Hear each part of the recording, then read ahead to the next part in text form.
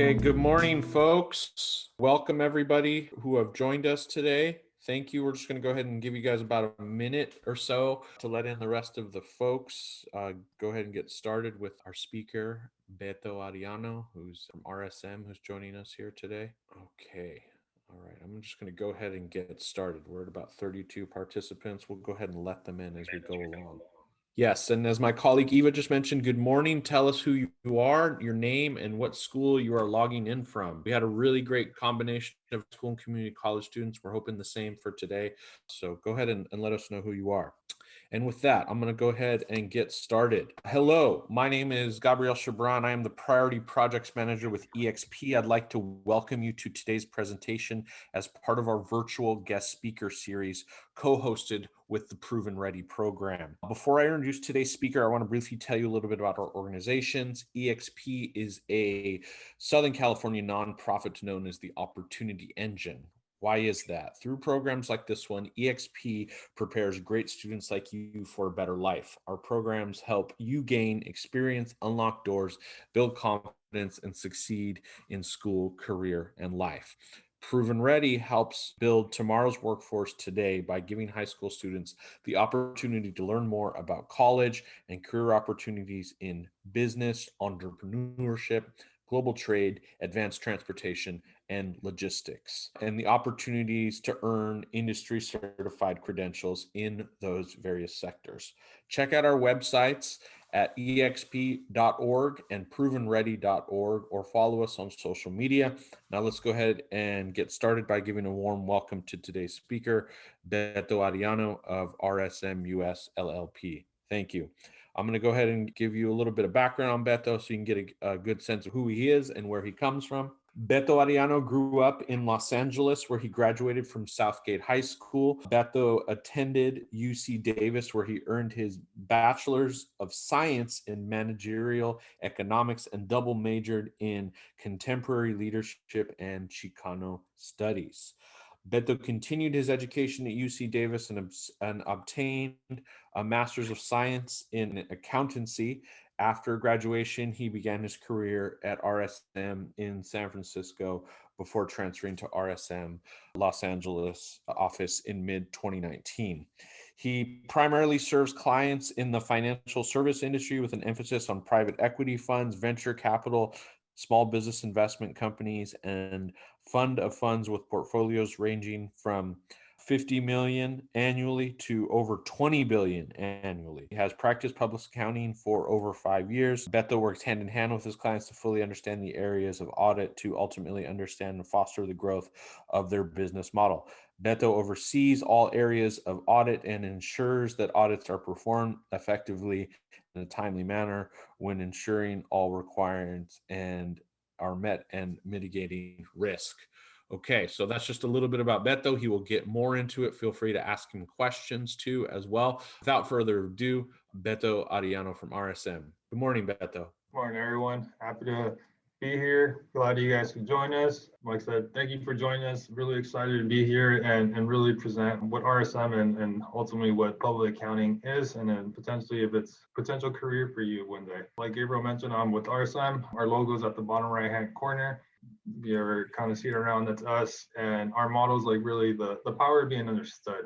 And what that means is we really want to work hand in hand with our clients and really get to know them at a more deeper level rather than just see it as a business transaction. We want to be able to work with our clients and help them and really grow with them, because the more they grow, the more successful we are as well.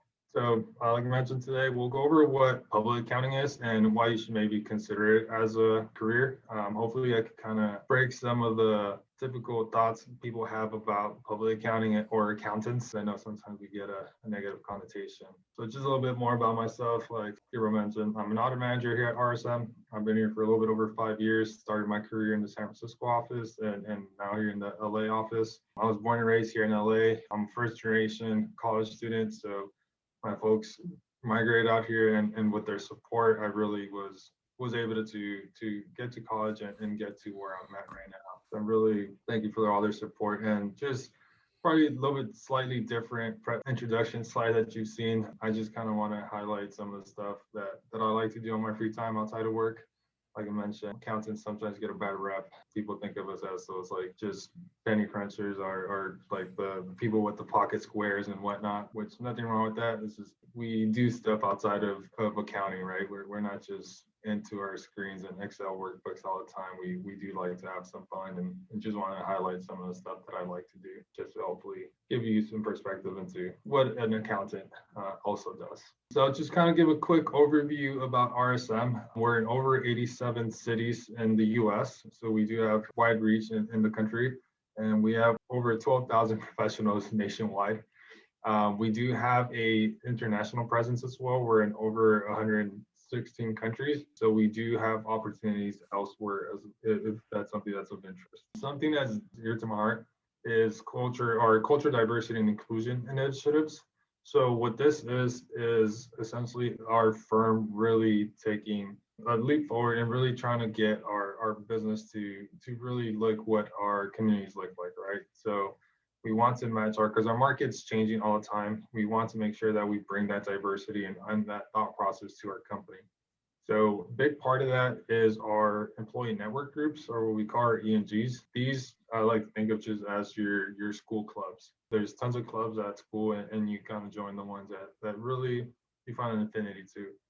So similar with these, you're able to join one, you're able to join all of them. I'm personally a member of all of them because there's tons to learn and obviously understand different people. So I really enjoy being part of all of these. The one that I'm really active with and really take on a leadership role is the one at the top center, OLA. That one is focused on helping our Hispanic and Latino professionals really transition through their career once they join. And also the other part of it is really helping with the recruiting, getting talent into the company to make sure that we get that diversity and we get those professionals that are going to do well for our firm. So we are heavily involved in recruiting and really reaching out to our community and doing a lot of stuff like that. So we do have a lot of fun outside of just doing accounting. So we'll jump into what public accounting is, kind of what give you a sense of what it is and kind of hopefully maybe break some barriers. So for starters, what is public accounting? So public accounting is what we would think of as just working with a lot of businesses. So we have the three main branches: is tax, audit, and consulting. So we're working with what we call the private sector or private accounting world, which is more the private businesses, or when you think of just like your regular companies, like your Best Buys, your Apples, your Googles of the world, we're working with them. On the public side, we're working to help them with their accounting. So we'll dive into those three main areas of public accounting, and hopefully that gives you a little bit better sense of what road or path you might want to take. So like I mentioned, I'm an audit manager, so this is my favorite one so far. There are opportunities to explore others, but this is where I've been at my career at RSM so far. An audit, every company requires to get an audit. Everyone they kind of think of like the companies that I mentioned of the big companies of the world, like the Googles and Amazons, they require an audit. But even smaller companies that you might think of, like just in your neighborhood, they probably are getting an audit. A lot of the times, an audit is required for a company to be able to grow. And sometimes how they grow is being able to take on debt.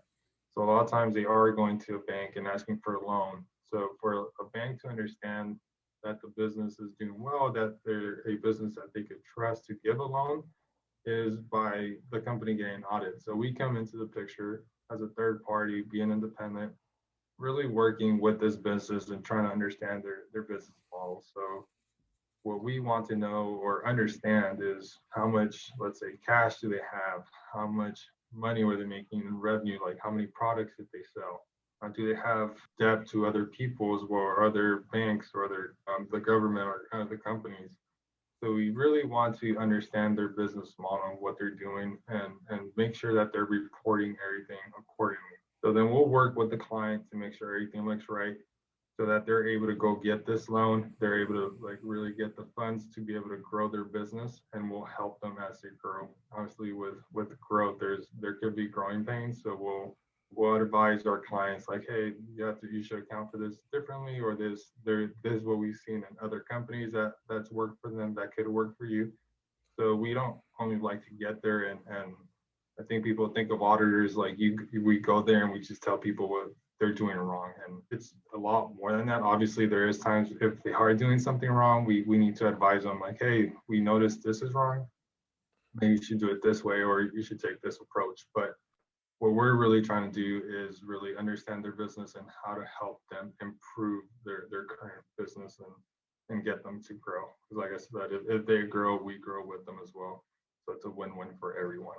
So yeah, so that's kind of just a high level kind of dive into audits. And if there's any questions there, feel free to ask them. If not, I'll jump into the next area, which is tax. I think when people think of accountants, this is the first thing that people think about, especially during these couple months, right? Everyone's filing their personal tax returns, and that's what people think of an accountant, the person you go to give your W-2 or your tax forms to do your returns, and hopefully you get a refund or they give you the bad news that you have to pay a little bit.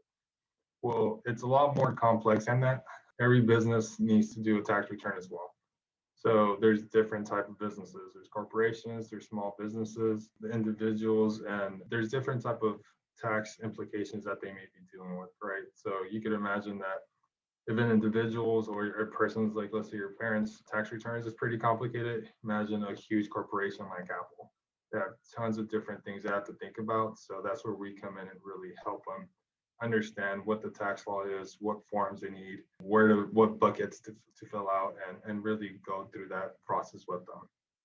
And with taxes, it gets really complicated. You have your local differences or issues that you may need to worry about. The state may have different rules, and then at the federal level, the country may have different rules. And then if you are working or you have operations outside of the country, which a lot of companies do now, you have different type of implications. So if you already have differences at a state level, at the national level, imagine once you go to a completely different country, they have their own set of rules, their own set of tax rules, regulations. And if you're doing business in multiple countries, think of a company like Apple. Their product is worldwide, right? They're selling everywhere. They have companies and plants everywhere.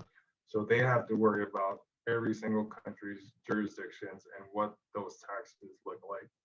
So our professionals are really there to help them out and really help them understand that.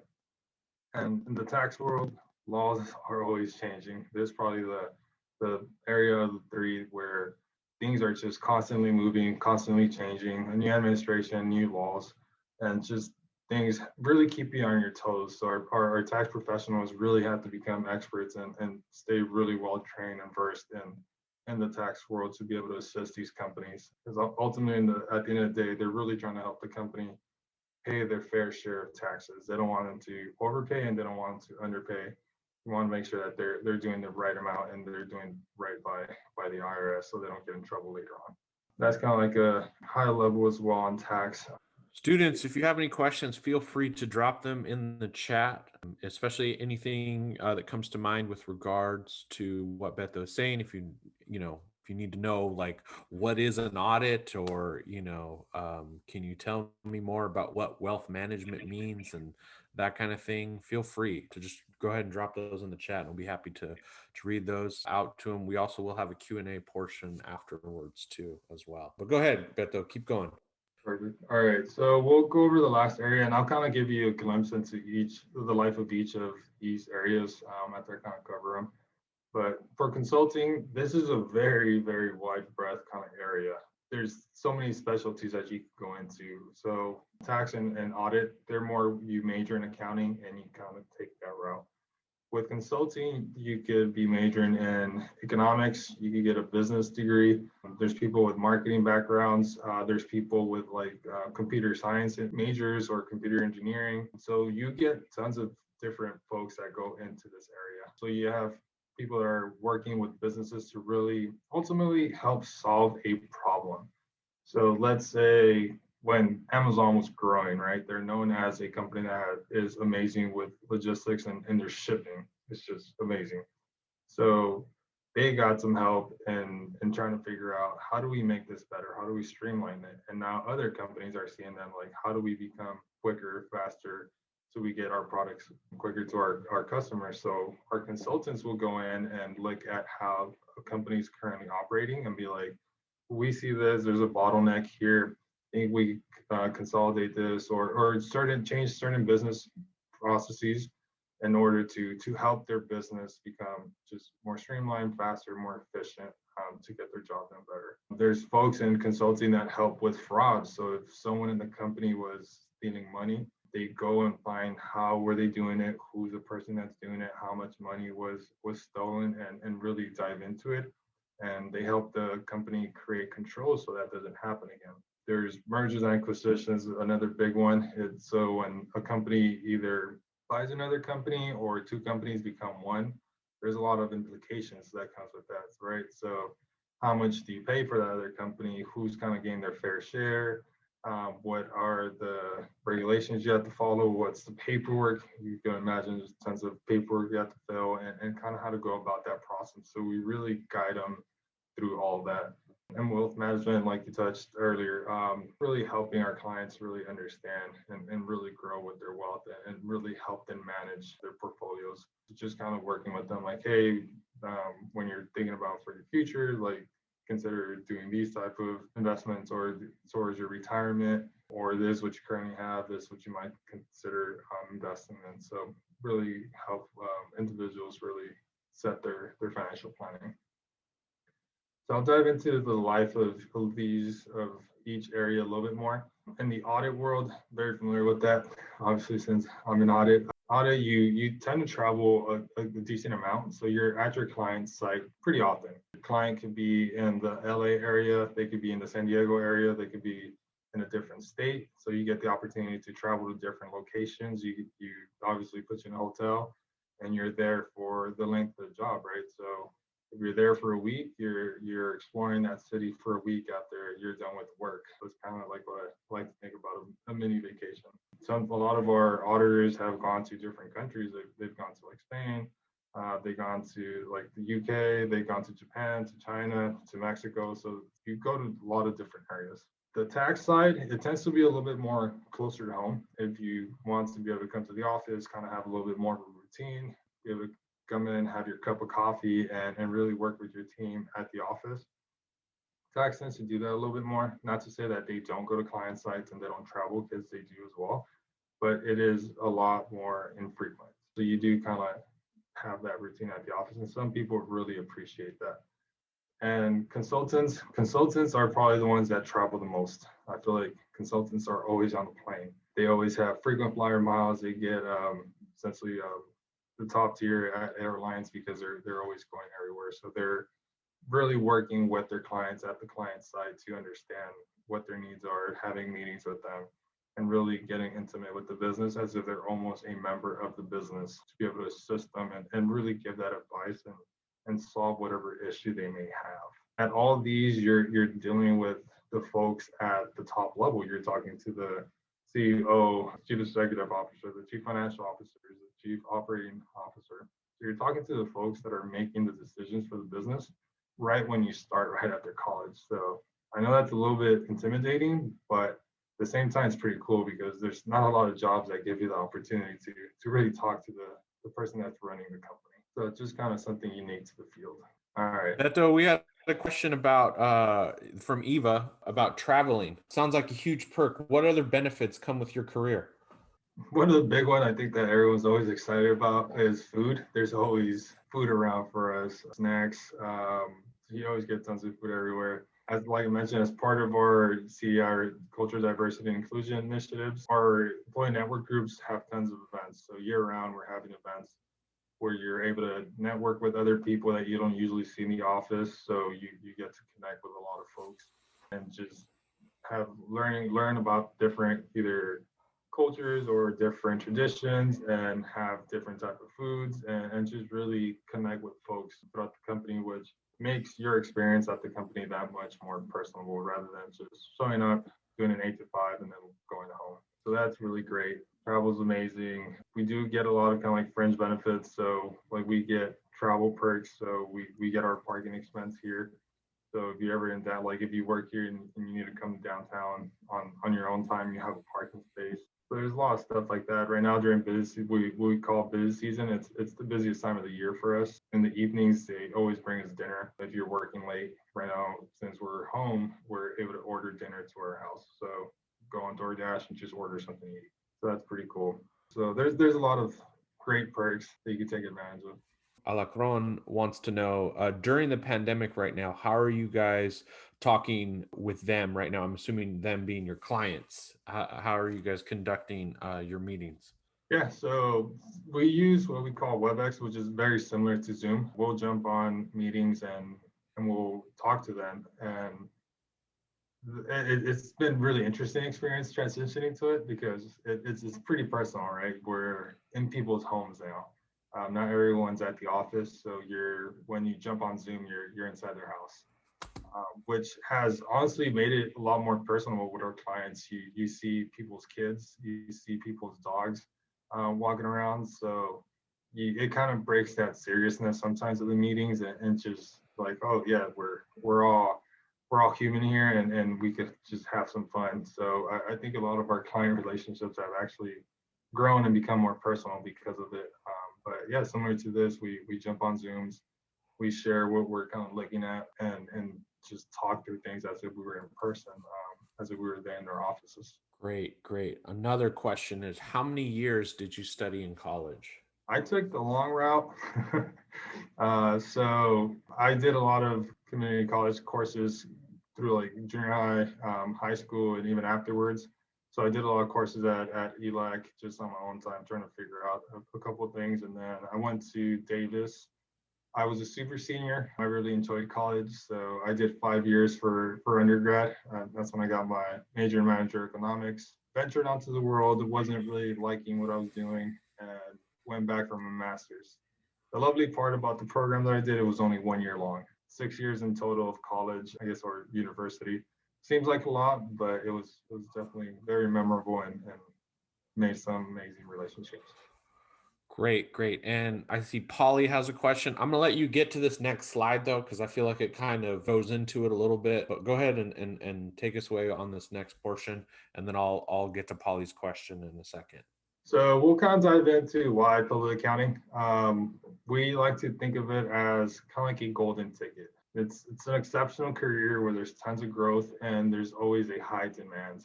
So there's always a job out there for you. We joke around. There's always a need for an accountant, even though we get a bad rep. There's someone always needs an accountant. That kind of really helps have that job security right off the bat. There's a lot of opportunities within public accounting and outside of public accounting. So when internally you get to grow, you become an expert in an industry. So obviously, when you start, you start looking at where you might want to go. Do you want to work with clients that are more technology based? Do you want to work with clients that are more like banks? Do you want to work with clients that go make products for folks? Or like we have makeup companies or companies that make clothes. Like what type of clients do you really want to work with, right? So once you get a taste of everything, you start to what we call major in a certain area and you become an expert in that field. So you really work more closely with your clients. So with that expertise, let's say public accounting isn't where you want to be for the rest of your life, which nothing wrong with that. A lot of people do start in public accounting and make the jump to what we call private accounting. I mentioned earlier, private accounting is more working for your local business or your company. So it could be anything like Google to a shop or a company in your local neighborhood. Everyone kind of has some type of accounting implications, whether they need to do their books or some type of tax. So you could always take that expertise you gain from public accounting to the private world and help run a business or even start up your own business. So once you do make the jump, or if you make the jump to private, you can become one of those like the top folks, right? Making all the decisions for the companies that we get to work with on a daily basis and be that CEO. Or people have gone to government areas and they've become like FBI agents and they're like out there trying to find a fraud or discover kind of like white collar crimes. So there's tons of things for you to be able to do with a accounting kind of background. You don't necessarily have to stick to only doing audits all the time or doing tax returns all the time. So there's tons of areas you could grow outside of public accounting. And even during these tough times, there's been a high demand for public accountants. We've been able to keep our employees, luckily. We were able to get raises, which even in this tough market was obviously welcome for us. Everyone was really happy about that. And our business is doing pretty good and growing still somehow. That just kind of goes to show the demand and the power of public accounting. Great, great. So I got two questions. Polly's that I mentioned, and then I think Rocio's question afterwards will kind of go into that. Polly's question is, do most people go into accounting because they like accounting or for the exit opportunities?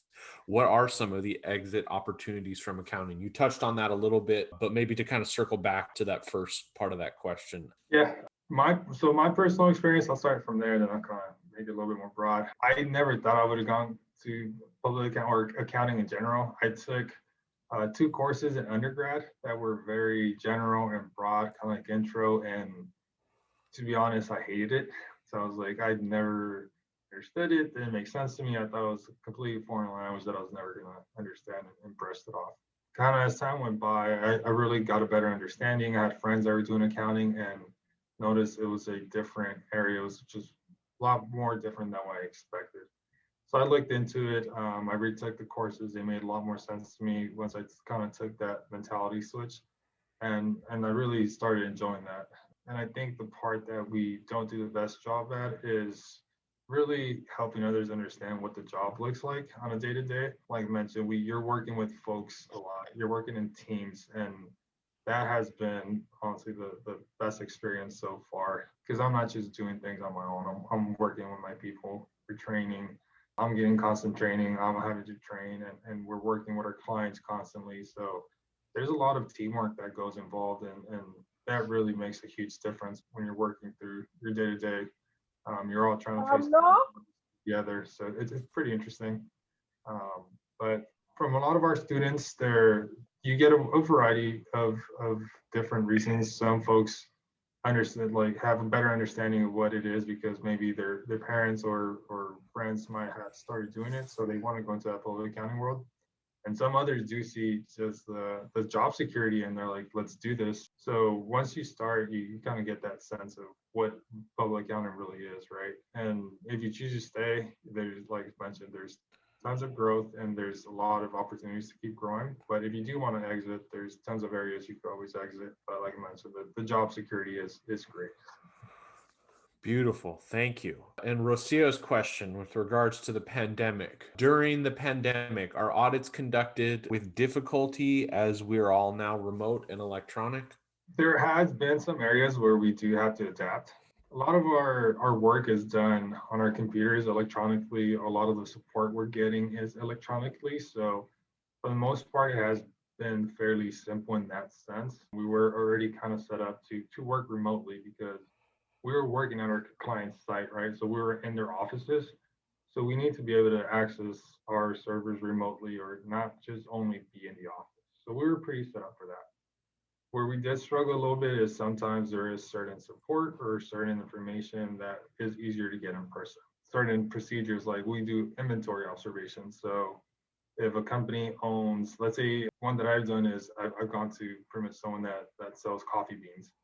I had to go to their warehouse and do a sample of their barrels and the type of coffees and make sure that they actually had the beans that they said they had on hand. So now that with that's different times, we've had to do them virtually. So we've adapted to where folks are carrying on the laptop and we tell them, hey, we want to be able to count that or get an idea of what that is.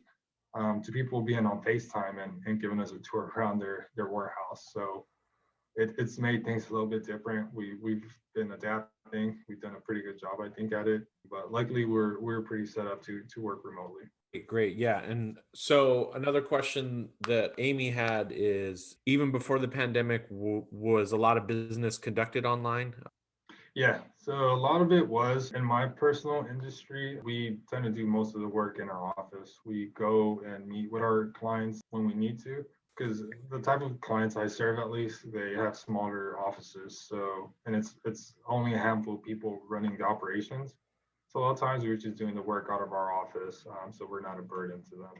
And we do go when we have meetings with them. We'll work there a week or a couple of days just to make sure we knock out certain procedures. So we were already kind of doing everything remote.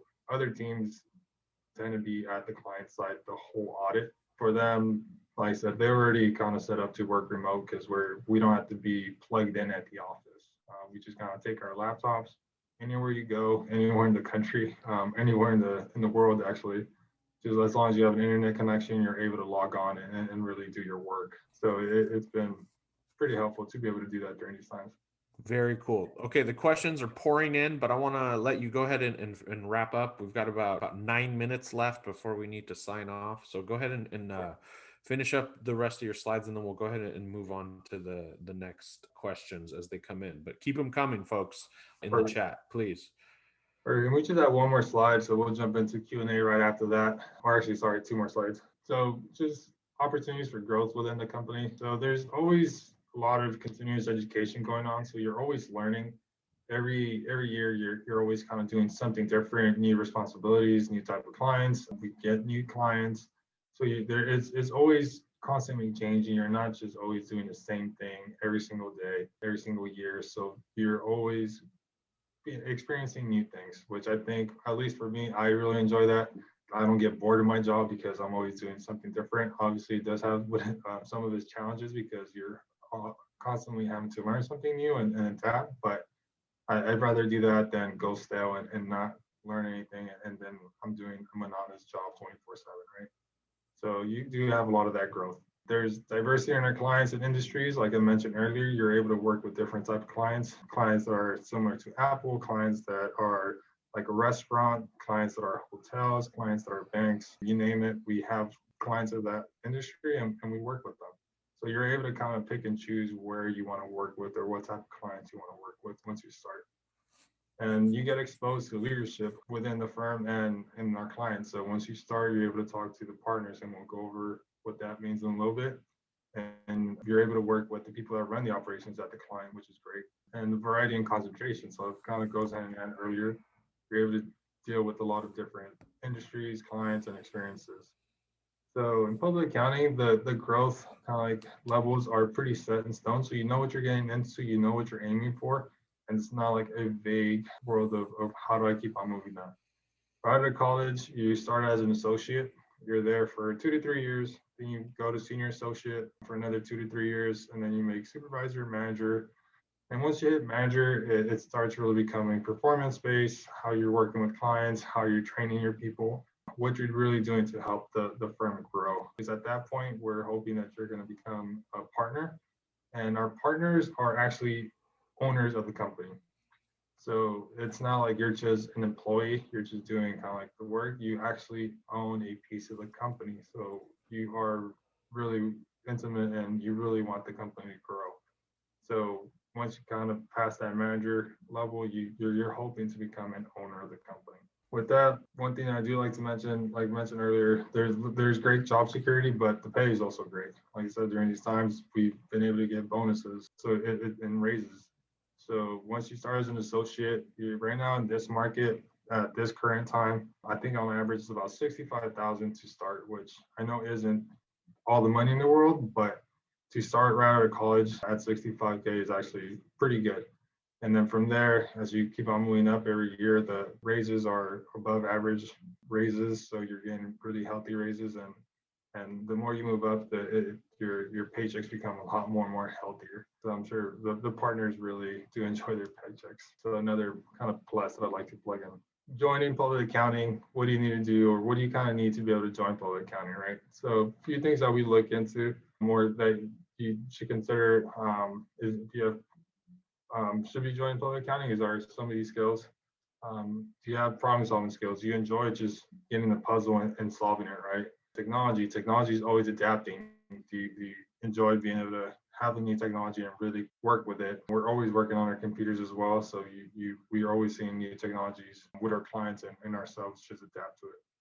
High standards of integrity. This one's a really big deal for us. We're going in and we're essentially giving a stamp of approval on a lot of these businesses. So if we don't have the integrity and we're not doing our actual job at high standards, our profession is going to fail and no one's going to trust us. So integrity is a huge part of our work. Teamwork. like I mentioned earlier, you're always working in teams internally with our people in our firm, and then you're also working with the client. You don't work together and you don't communicate, which goes on to the next point. You don't communicate all the time and correctly, you're not going to be able to get the job done on time. An inquisitive mind, just someone that's always trying to ask questions, trying to understand more. Because we want to understand our client's business, right? We want to like just ask those questions to make sure we got everything right. And detail oriented. You want to make sure what the work that you did is actually being displayed correctly. You want to be able to take that fine tooth comb and really make sure that everything looks correct. And lastly, pursuit for knowledge. Like I mentioned earlier, our industry is always changing. So you always have to kind of just be learning, taking new trainings, and really be open to that because you have to becoming that expert, be able to assist your clients and help them grow. So with that, I'll kind of pause it there. I know that's a lot. At this point, we got to open it up for question and answers. Great. Yes. And we got a fantastic question that just came through from Rocio. What do you recommend accountants do or say to small business owners who are still, quote, old school and are afraid to be paperless slash electronic due to internet fraud slash hacking slash theft? I work for a small business that still uses a paper trail for all of their accounting, and it's frivolous, excuse me, with all the handwritten invoices slash billing, etc. Honestly, the pandemic happening slightly helped the conversation, but do you have a certain pitch per se? Yeah, the pandemic has definitely opened a lot of companies' eyes, I think, that they do have to adapt. So, as part of consulting, we do have folks that actually go to the business and help them understand. So, a lot of times they're just nervous about change, right? We're creatures of habit. So, a lot of times we like what we're doing, it's worked, why change it, right? So, we don't like to come and approach it as you're you're doing something wrong, you're behind the times, like you need to change it up or your business can disappear. Like that's not the way to approach it. So we like to be like, all right, so we noticed this. These are some suggestions. This is what we're seeing in the market. This is how it has helped other companies. This is how it's protecting them. These are like just different avenues of getting them comfortable and showing them what their perception might be is not reality. And that's where, at least on the audit side, we will tag in a lot of the consultants to come help us with that because they specialize in coming in, helping these companies and upgrade their system, all their infrastructure and what they might need. What are they currently operating in? Where do they want to be at? What can help them streamline their business? And ultimately, the business wants to make sure that that investment in this is going to help their business grow, right? Like what are the impacts of us going in there and improving this stuff? How's that going to help their business in the end?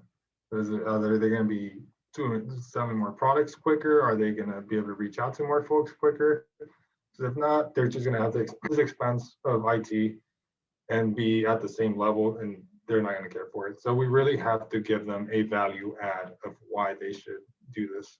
And so that's the way that we try to approach it. It's just do this because this is how it's going to help your business. This is how you're going to grow, and more suggestion than you're doing this wrong.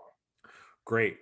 Good question. Good soft skill advice too, as well. I think is anything trained to working with people to make them perform efficiently and what have you. This kind of goes into Nancy's question. I know we're almost out of time.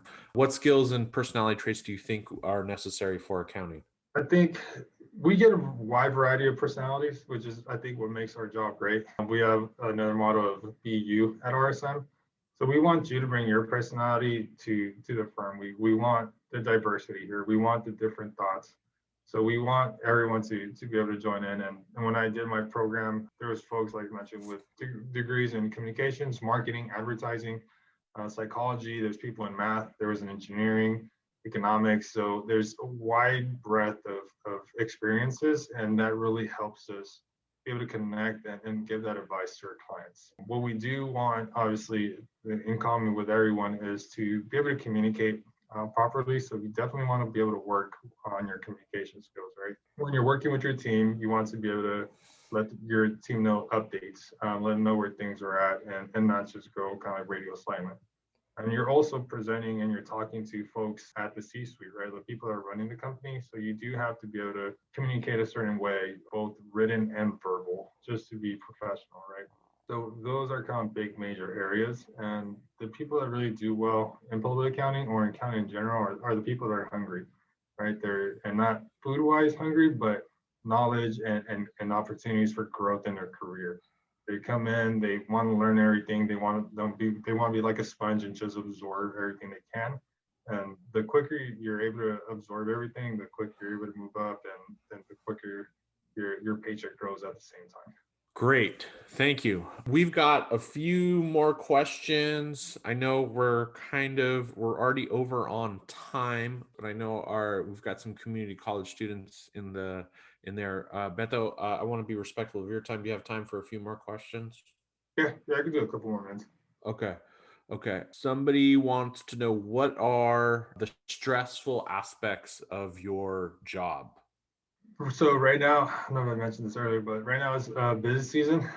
What we call busy season. It typically is from about late January until through April-ish about. It kind of lines up with our tax season. And so our fellow tax colleagues are kind of thinking the same thing, but there's a lot of work that gets done in these couple months. I think we make most of our revenue during these months as well. So there's a lot of work. There's a lot of deadlines we have to meet and just expectations. So you quickly have to learn how to do project management and really be able to jump in and out of different things and multitask. So I think that probably has been the biggest stressor or toughest thing to get used to is just sometimes you're doing one thing and the next thing you know you have to jump to do something else to make sure that gets done on time, and then you're constantly fielding questions from different people, right, from different levels. People are working for you, people are your bosses are asking you questions, and the clients are asking you questions, so you're just often having to just like really feel that, like I mentioned, that's when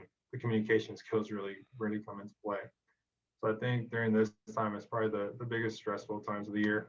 Like I like to remind our people, at the end of the day, it's a tax return, it's an audit.